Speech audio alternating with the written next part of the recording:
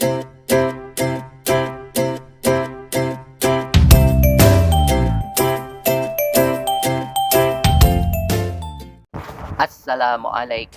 warahmatullahi wabarakatuh.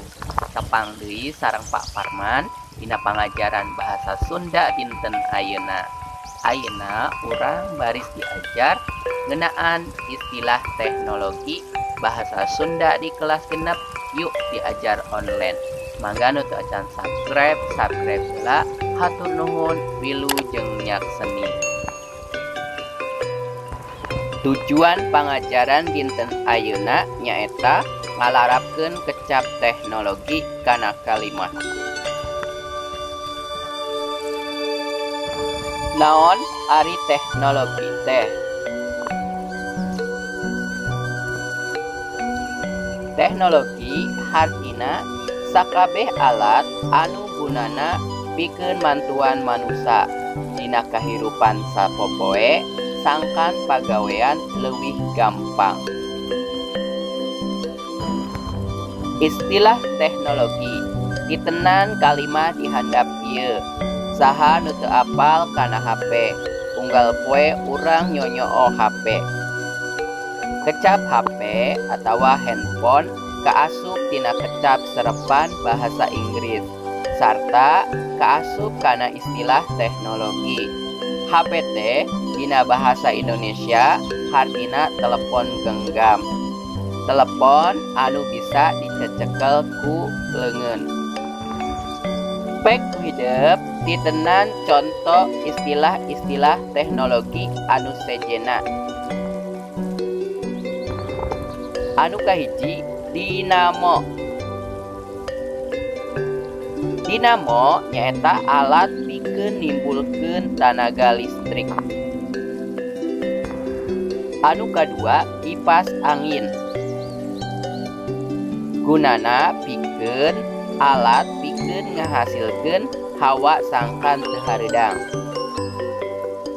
Anu katilu nyaeta listrik.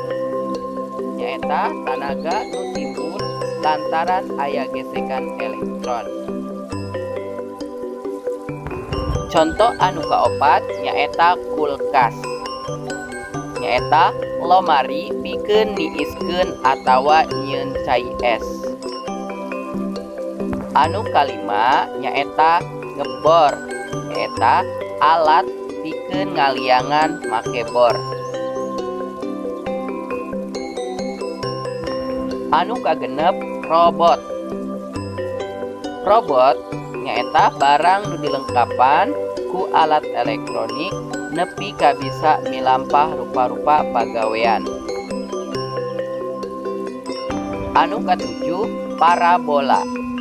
Nyaeta antena TV anu wangunna buleud siga piring tur bisa narima saluran jarak jauh. Anu kadalapan nyaeta satelit domestik.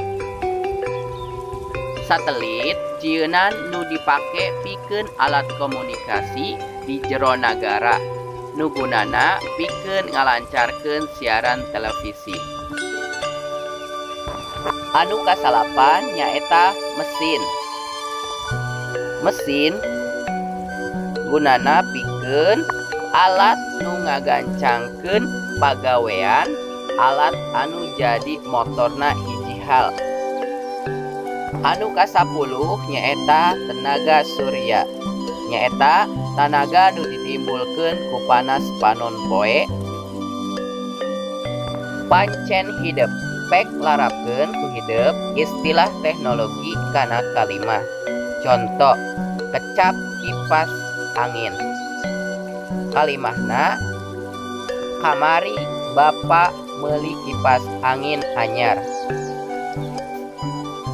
Anu kahiji, robot jieun kalimahna. Anu kadua, kulkas jieun kalimahna.